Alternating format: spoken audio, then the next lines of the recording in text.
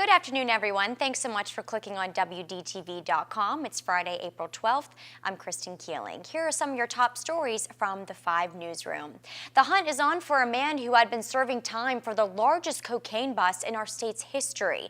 It's been at least 2 days since 42-year-old Eugene Cobbs walked away from the federal correctional institution. And now some of the details surrounding his escape have raised some serious questions, including when Cobbs actually escaped.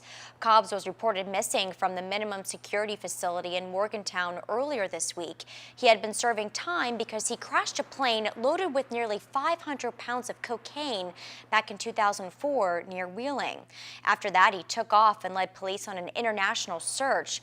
Cobbs started serving his time in New Jersey, but was then sent to the minimum security facility in Morgantown. A spokesperson told us he was last spotted there around noon on Wednesday, but police weren't notified until several hours after that. We have very good evidence that Cobbs was in the Morgantown area, off of the grounds of FCI Morgantown by approximately 9:30 in the morning, and that shortly thereafter he fled the Morgantown area. U.S. Marshals received information that Cobbs was seen last roaming the streets of Morgantown. We talked to investigators in Marion County, and there's still no word on the conditions of the 2 men who had to be flown to the hospital after driving over an embankment yesterday. It happened on East Grafton Road. We're told the driver somehow lost control and drove through a wooden fence, then over that embankment. What caused an explosion at a compression station in Tyler County and the conditions of the 4 people who were hurt is still a mystery. Around 7 o'clock last night, crews were called to the Twin Hickories compression station near Wick, where there was an explosion with some storage tanks on fire. 3 people had to be flown to the West Penn Burn Center in Pittsburgh, and a 4th person was taken to Sisterville's General Hospital. Investigators are digging deeper into what could have started a house fire in Marion County Friday morning.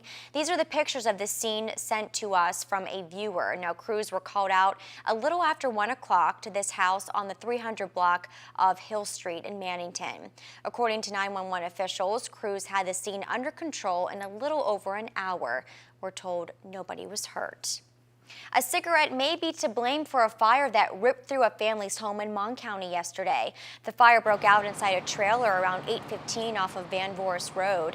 The trailer was destroyed. Now, the fire was so extensive that the trailer next door even suffered several thousands of dollars worth of damage.